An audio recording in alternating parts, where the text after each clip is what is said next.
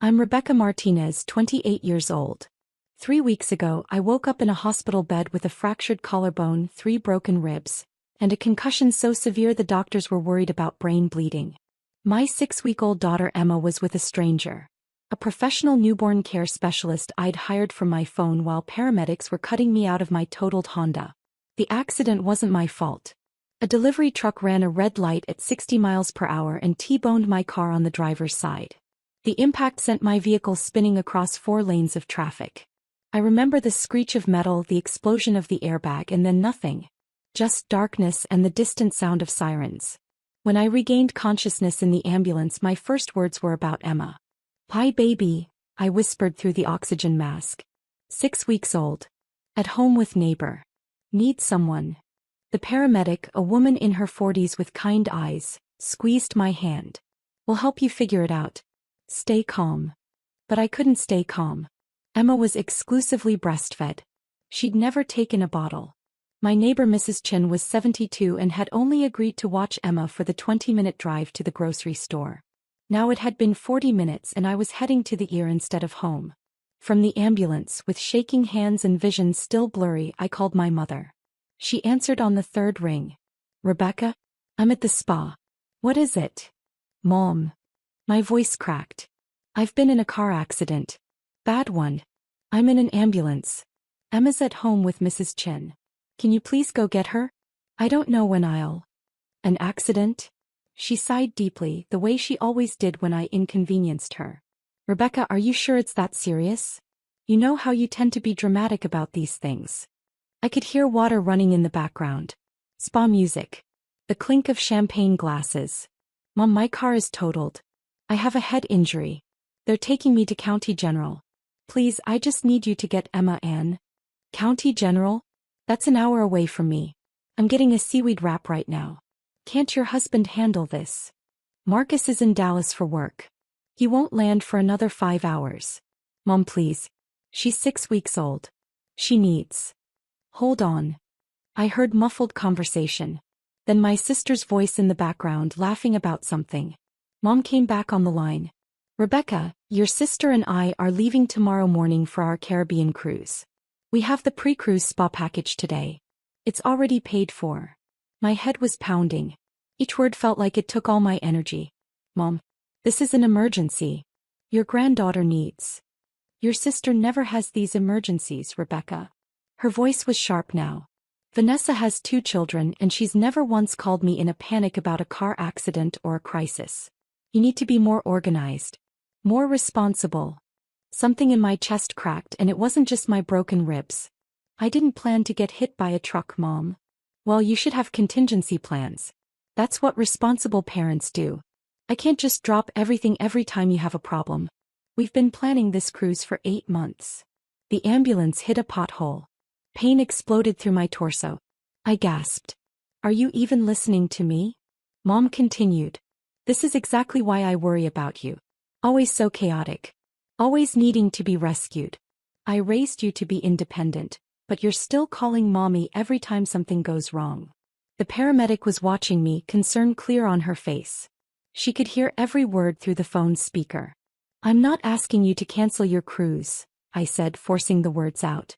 "Just to watch Emma for a few hours until I can arrange something else. Please. I'm getting on a ship tomorrow, Rebecca. I need to pack. I need to prepare. Your father and I deserve this vacation. We've worked hard our entire lives. We're not going to let your poor planning ruin our trip." "My poor planning?" My voice broke. "Mom, I was hit by a truck. And I'm sure you're fine. You're talking, aren't you? You're always so dramatic about medical things. Remember when you thought you had appendicitis and it was just gas? Or when you were convinced you had pneumonia and it was a cold?" I closed my eyes. The memory of those times stung differently now. She'd been dismissive then too.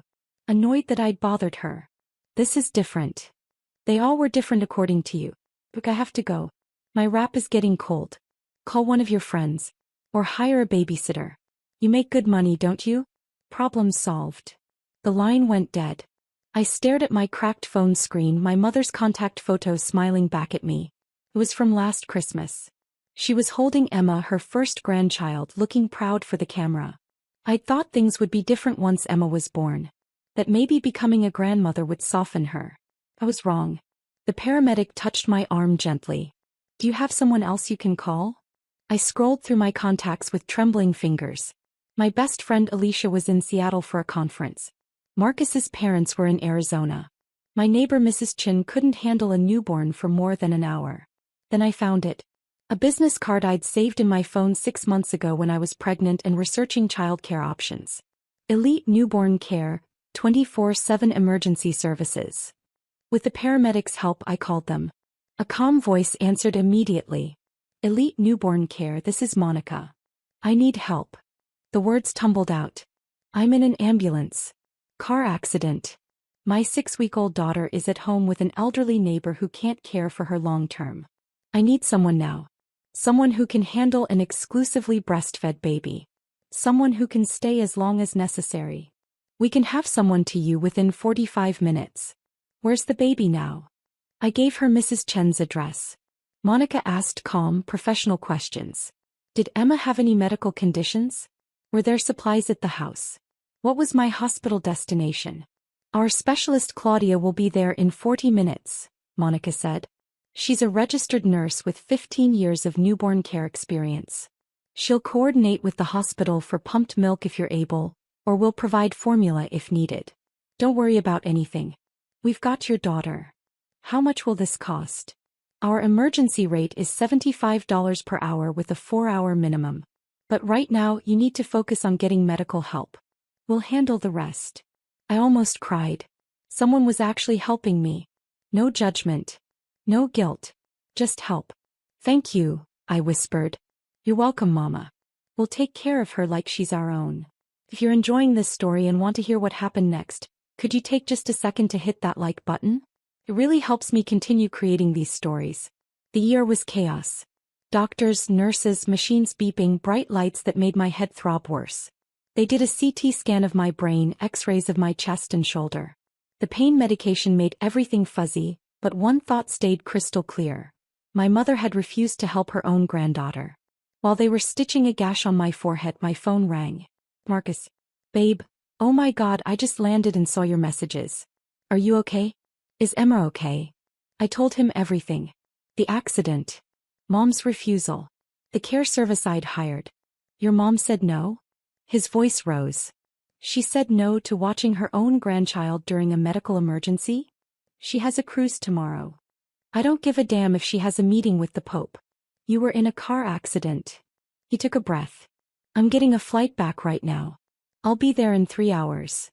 What about your presentation? Screw the presentation. My wife is in the hospital. That's when I started crying. Not because of the pain or the fear, but because Marcus's immediate response showed me what real family was supposed to look like. And it made my mother's rejection hurt even more. After they admitted me for overnight observation, I did something I'd been thinking about since the ambulance ride. Something I'd been too afraid to do for 9 years. I opened my banking app and navigated to automatic payments. There was the transfer I set up when I was 19 years old. When I'd gotten my first real job after college and my parents had mentioned they were struggling with their mortgage after Dad's hours got cut. $4,500. Every single month. For 108 months. I'd never told them it was me. The payments went to a separate account I'd set up, then automatically transferred to their mortgage company. They thought Dad's pension had increased. Or that Mom's part-time bookkeeping brought in more than it did. They never asked questions. They just enjoyed their financial stability. That $4,500 paid their entire mortgage with enough left over for their car payment. It's how they could afford spa days and Caribbean cruises and shopping trips with my sister. It's how Dad could retire at 62 instead of working until 65. $4,500 times 108 months. $486,000. I'd paid nearly $500,000 to keep my parents comfortable. And my mother couldn't spare 3 hours to hold her granddaughter while I was in the hospital. I canceled the automatic payment. Then I did something else. I opened a new savings account. I named it Emma's Future. I set up the same automatic transfer, $4,500 per month, but this time to an account for my daughter. The daughter my mother couldn't be bothered to help. My finger hovered over the confirm button for only a second. Then I pressed it.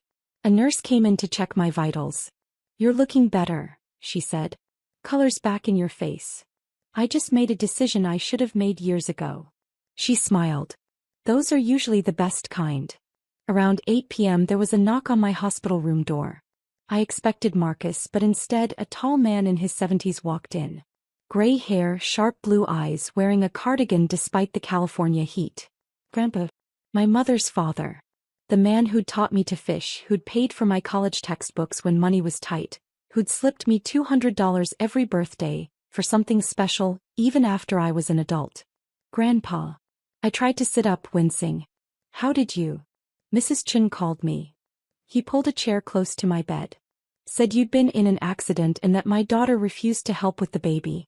Said she overheard your phone conversation when you stopped by to get Emma earlier." I'd picked up Emma from Mrs. Chen's house before the paramedics took me to the hospital. The care specialist Claudia had met me there. Apparently Mrs. Chen had been horrified by what she'd heard. "Grandpa, I'm okay. Emma's with a professional caregiver. Everything's..." "Stop." His voice was gentle but firm. "Don't do that. Don't minimize what happened." He sat in silence for a moment, just looking at me. Then he said, "Your grandmother and I paid for that cruise." I blinked.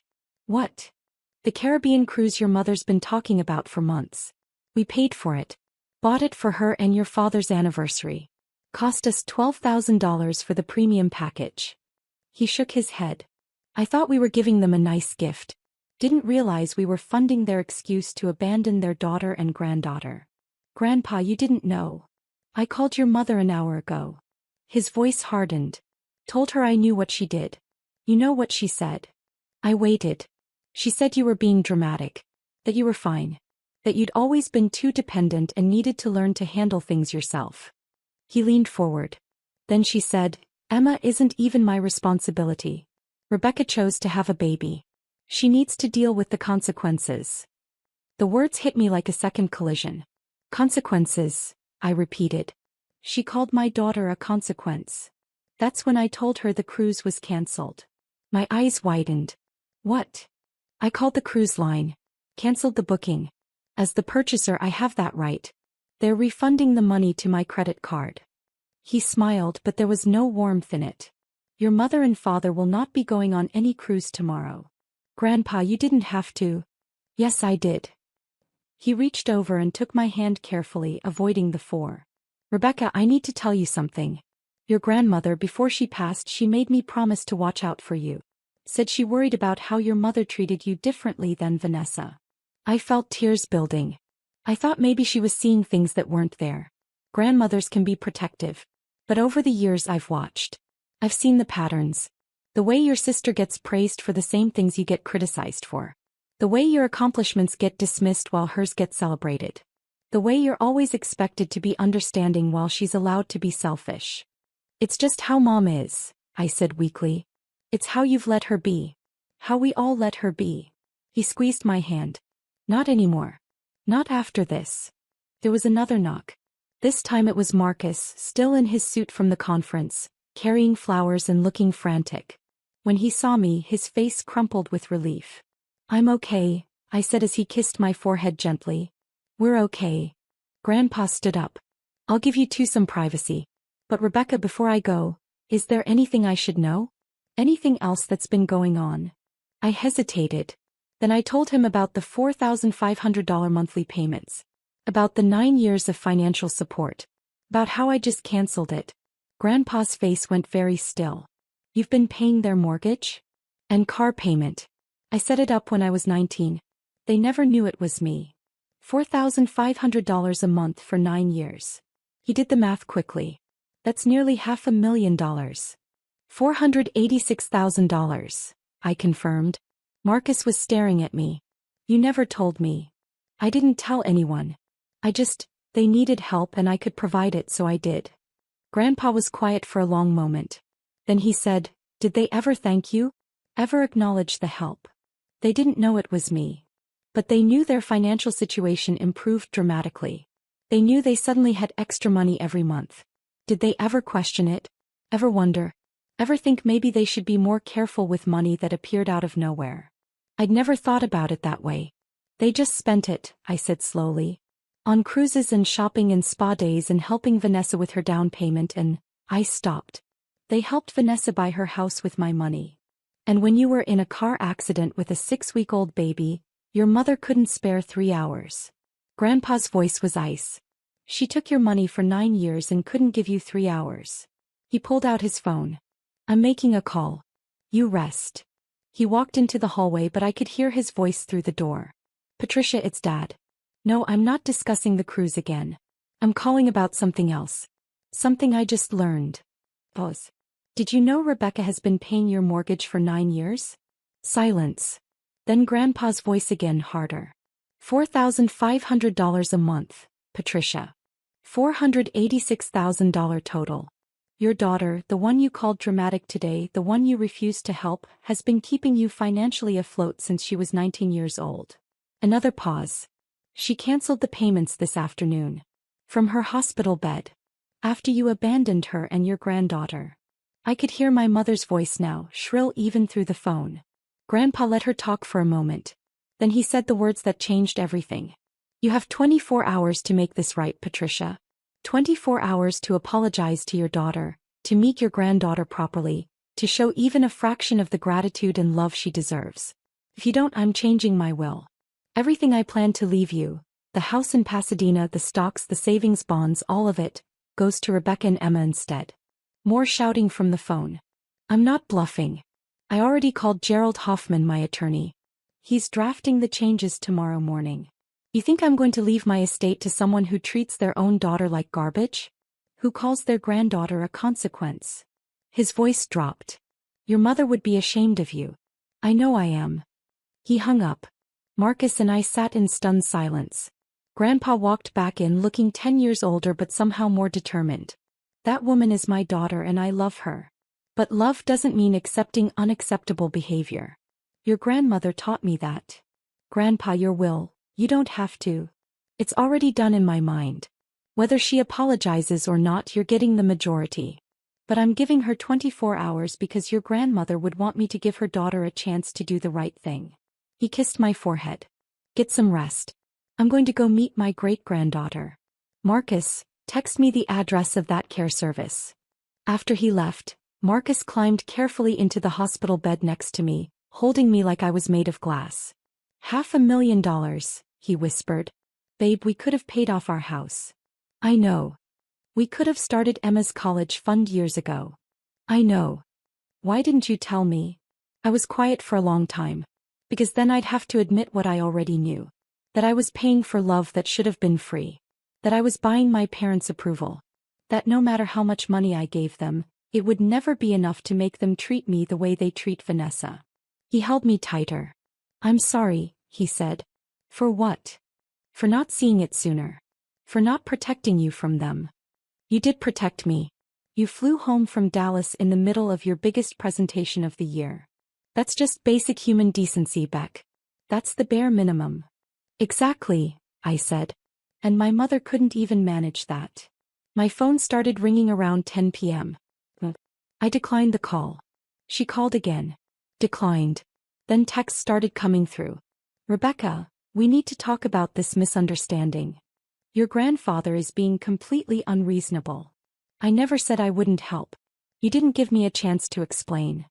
You're tearing this family apart over a simple miscommunication. I blocked the number. Then my sister called. What the hell did you do? Vanessa's voice was sharp. Mom is hysterical. The cruise is cancelled. Grandpa is threatening to cut her out of the will. All because you got an fender bender and Mom couldn't drop everything immediately. It wasn't a fender bender. I have 3 broken ribs and a fractured collarbone. Well, you're clearly fine enough to cause family drama. Do you know how much Mom was looking forward to this cruise?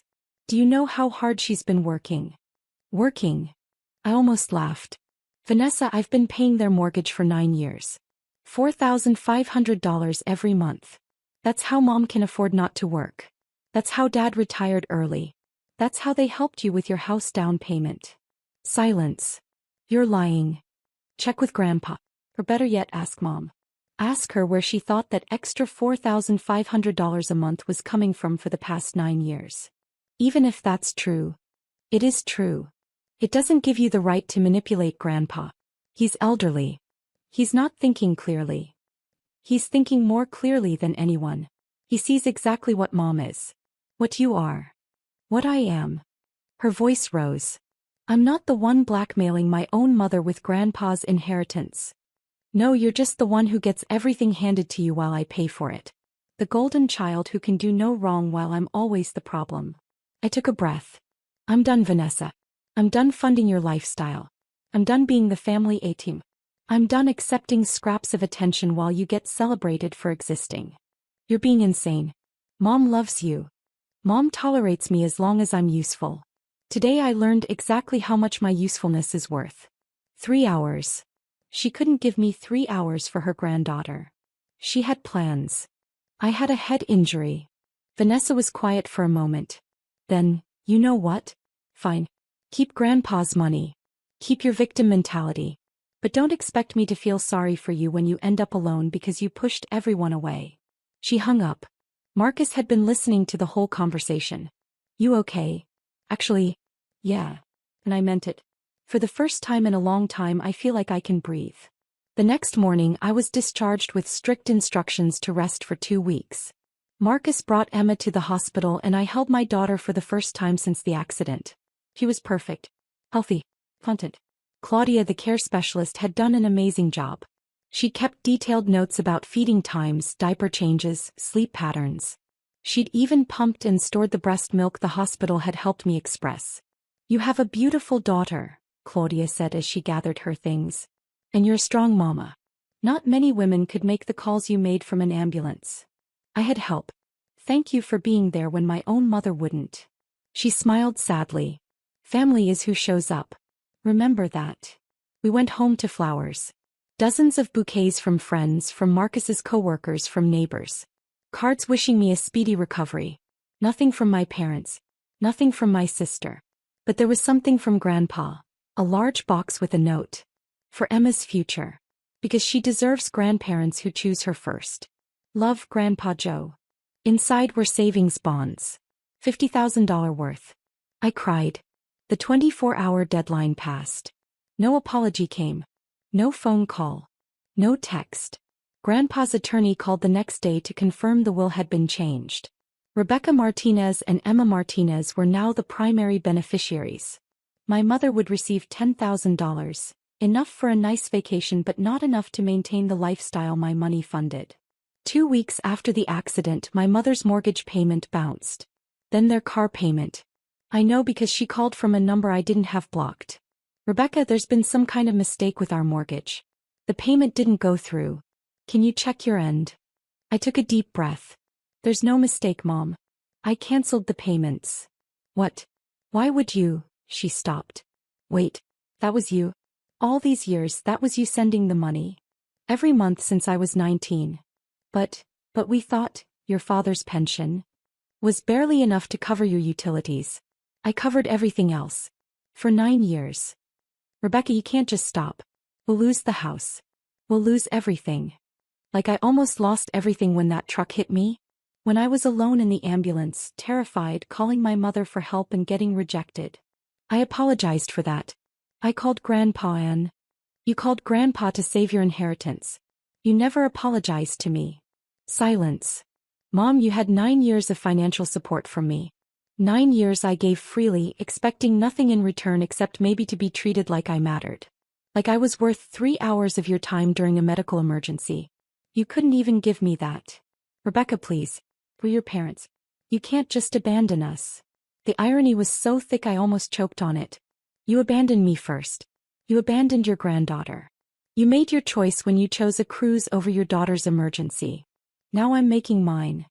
What about family loyalty? What about it? Where was your loyalty when I was being cut out of a car? Where was your loyalty when your 6-week-old granddaughter needed you? We can work this out. We can go to family therapy. We can. No. The word felt powerful. Final.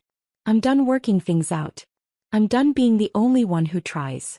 I'm done paying for love that should be free. I hung up. The calls came in waves after that. Mom, Dad, Vanessa, even some cousins I barely knew. All of them with the same message. I was tearing the family apart. I was being vindictive. I was overreacting. Not one of them asked if I was okay. Not one asked about Emma. Not one acknowledged that my mother's refusal to help during a medical emergency was the actual problem. I blocked them all. Grandpa visited every week.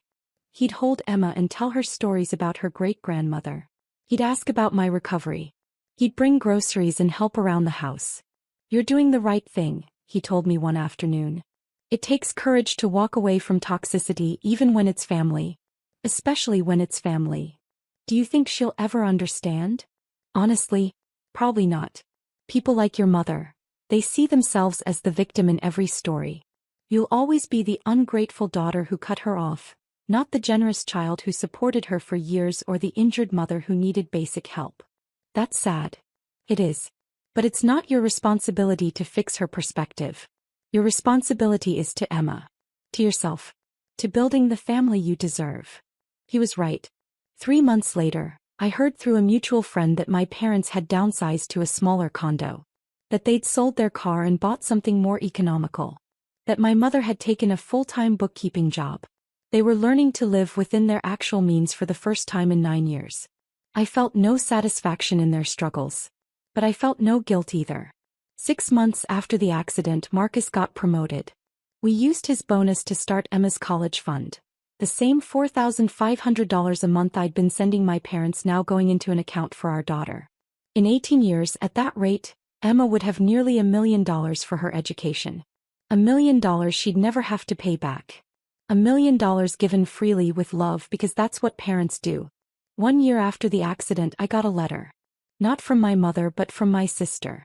"Rebecca, I'm writing because I finally understand what you tried to tell me. Mom asked me to start helping with their bills. She said it was temporary just until they got back on their feet. That turned into monthly requests for money. Then weekly. Then almost daily. She's asked me for $47,000 so far this year. I've given her $23,000. My husband is furious. My marriage is struggling. And when I told Mom I couldn't give any more, she called me selfish. I'm grateful. Just like she used to call you. I get it now. You weren't exaggerating. You weren't being dramatic. You were being used, and the moment you couldn't be useful anymore, you were disposable. I'm sorry I didn't believe you. I'm sorry I chose her over you. I understand if you never want to talk to me again. But I wanted you to know, you were right about everything. Your sister Vanessa." I read the letter 3 times. Part of me wanted to feel vindicated. To say, "I told you so." To welcome her into the club of daughters who'd finally seen through our mother's manipulation. But mostly I just felt tired. I wrote back. Not a long letter. Just a short note. "Vanessa, thank you for your honesty. I hope you find the courage to set boundaries like I did. You deserve better than being an ATM. I'm not ready to rebuild a relationship yet. Maybe someday. But I appreciate you acknowledging the truth. Take care of yourself, Rebecca." I didn't hear from her again. And that was okay. Emma is 2 years old now. She's funny and fierce and doesn't know anything about the grandmother who called her a consequence. She knows Grandpa Joe, who visits every Sunday and reads her the same stories he read to me. She knows Marcus's parents, who flew from Arizona to help when she had croup and never once complained. She knows family is the people who show up. Last week, we were at the park when another mother asked if Emma's grandparents ever visit. "Oh yes," I said, watching Emma giggle as Grandpa pushed her on the swing. "Her grandfather comes every week." "What about your parents?" I smiled. "That is my parent. The one who matters." The woman looked confused but didn't press. "Here's what I've learned in the 2 years since that car accident. Some people will only value you for what you provide. The moment you stop providing it, they'll show you exactly who they are. Believe them. Don't waste years trying to earn love that should have been freely given." I think about that $486,000 sometimes. $500,000 I'll never get back. Money that could have changed my life in a dozen different ways. But I also think about what I gained by cutting them off. Peace. Self-respect. A clear understanding of my worth. A family built on genuine love rather than obligation and guilt. That's worth more than any dollar amount. My mother sends a card every year on Emma's birthday. I don't open them. They go straight into a box in the garage. Maybe one day Emma will want to know about that side of her family. Maybe she'll want to read them. But right now she's got everything she needs. Parents who choose her every single day, a great-grandfather who adores her, and a future funded by love instead of guilt. If there's someone out there listening to this who's been the family ATM, who's been paying for love that should be free, who's been diminished and dismissed and told they're dramatic when they express legitimate needs, I want you to know something. You are not obligated to fund your own mistreatment. You are not required to finance people who refuse to show up for you. You are allowed to keep your money, your time, and your energy for people who actually value you. And if walking away means losing people who only loved what you could give them, you weren't losing family. You were losing users. There's a difference. My name is Rebecca Martinez. I'm 30 years old. I'm a mother, a wife, and a granddaughter. I used to be a daughter and a sister too, but I'm learning that DNA doesn't make you family. Loyalty does. Respect does. Showing up does. 2 years ago, my mother refused to watch my newborn during my car accident because she had cruise tickets. Now she works full-time to afford a life she used to take for granted. My grandfather changed his will to protect the granddaughter who needed protecting. Me. I'm thriving. We're thriving. Because sometimes the best revenge isn't revenge at all. It's building a beautiful life with people who actually deserve to be in it. If you found strength in this story, drop a comment below and let me know where you're listening from. And if you've set similar boundaries with toxic family members, you're not alone. We're all out here building better families one choice at a time.